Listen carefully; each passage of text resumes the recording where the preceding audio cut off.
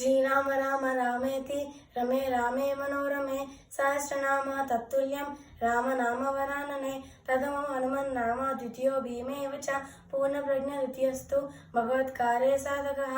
శ్రీ సత్యాత్మ తీర్థ గురుభ్యో నమః. అందరికీ హరే శ్రీనివాస. నా పేరు నాగసమన పాండ్రంగి. హిందూ మతంలో త్రిమతాచార్యుల వారిలో మూడవ వారు శ్రీ మధ్వాచార్యులు. గురుకుల వాసం అయ్యాక శ్రీ అచ్యుత ప్రేక్షాచార్యుల దగ్గరికి వెళ్ళి మధ్వాచార్యులు సన్యాసం తీసుకున్నారు. అలా సంచారం చేస్తూ శ్రీ విష్ణుమంగళ క్షేత్రం దగ్గరికి ఒక ఇంటికి భిక్షకు వెళ్ళారు. ఆ ఇంటి గృహస్థుడు వారికి భోజనమైన పిమ్మట 200 అరటిపళ్ళు ఇస్తారు. వాటిని మధ్వాచార్యులు సునాయాసంగా తింటారు. దీనిని చూసి ఆశ్చర్యపోయిన అచ్యుత ప్రేక్షాచార్యులు ఎలా తిన్నావు అని అడిగితే, నా ఉదరంలో ఉన్న జటాగ్ని బొటన వేలంతా ఉందని చెప్తారు. అందుకని నేను ఏది తిన్నా త్వరగా జీర్ణించుకోగలను. దీన్ని చూసి అచ్యుత ప్రేక్షాచార్యుల్ని భీమసేనుని గుర్తు చేసుకుంటారు. క్రమంలో మధ్వాచార్యులు శ్రీమూషణం చేరుకుంటారు. అక్కడ ఒక ఇంటిలో భిక్షకు వెళ్ళినప్పుడు ఒక గర్భిణీ స్త్రీ దూరం నుంచి నీళ్లు తీసుకురావడం చూస్తారు.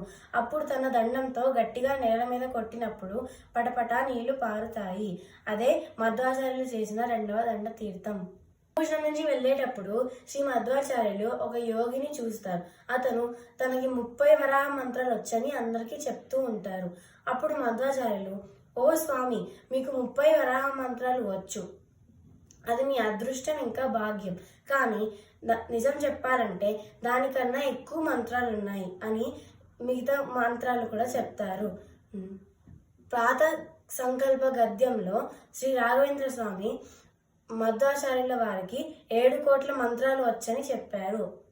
ఖండిస్తూ మధ్వాచార్యులు అనేక మందితో వాదనలో గెలిచేవారు.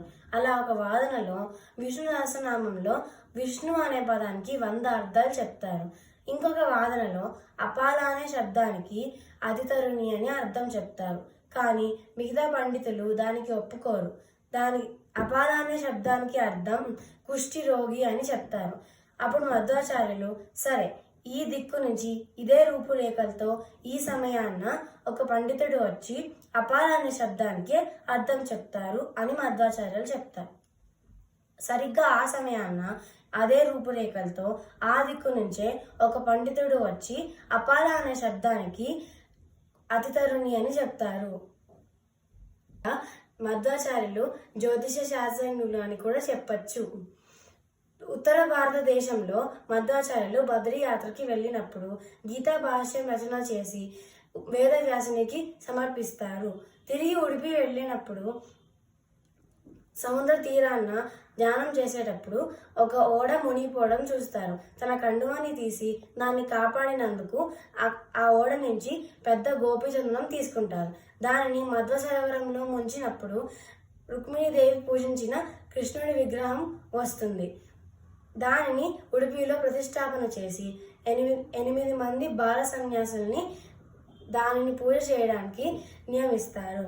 రెండోసారి బదరీ వెళ్ళిన మధ్వాచార్యులు 48 రోజులు కాశీ వ్రతం చేసి వేదవ్యాసుని దర్శనంకి పెదబద్రికి వెళ్తారు. దర్శనం అయ్యాక వేదవ్యాసులు అనేక భాషల్ని రచించమని చెప్తారు. ఇదిలా ఉండగా త్రివిక్రమ పండితాచార్య అనే ఒక ఆచార్యతో మధ్వాచార్యులు వాదనలో గెలుస్తారు. అప్పుడు తన శిష్యులుగా మార్చుకొని మధ్వాచార్యులు సంచారం చేస్తూ ఉంటారు. ఒకరోజు నైవేద్యం పెట్టడానికి లోపలికి వెళ్ళి ఎంతసేపు అయినా రాకపోయేసరికి త్రివిక్రమ పండితాచార్యులు కన్న నుంచి తొంగి చూస్తారు. అప్పుడు హనుమ, భీమ, మధ్వ, రామ, కృష్ణ, వేదవ్యాసుల్ని ఒకేసారి పూజించడం చూస్తారు.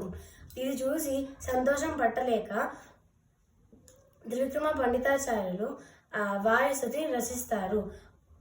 రచించాక మధ్వాచార్యులకి సమర్పించినప్పుడు హరిశ్లోకం లేని శ్లోకం పూర్తవ్వదు అని నఖస్తుతి రాసి దానిని హరివాయుస్తుతిగా చేస్తారు. ఆంధ్ర సంచారం చేస్తూ శోభన భట్టు శ్యామశాస్త్రిని తన శిష్యులుగా చేర్చుకొని పద్మనాభ తీర్థరు నరహర తీర్థరు గాను సన్యాసాశ్రమం ఇస్తారు. మాఘశుద్ధ నవమి నాడు అనంతేశ్వర గుడిలో శిష్యులకు పాఠాలు చెప్తూ ఆయన అదృశ్యం అయిపోతారు. ఇలా ఎన్నో మహిమలు చూపించిన మధ్వాచార్యులు వారి జీవన చరిత్రాన్ని త్రివిక్రమ పండితాచార్యుల వారి పుత్రుడైన నారాయణ పండితాచార్యులు సుమధ్వ విజయం అనే కావ్యాన్ని రాశారు. శ్రీకృష్ణార్పణమస్తు. హరిసర్వతం.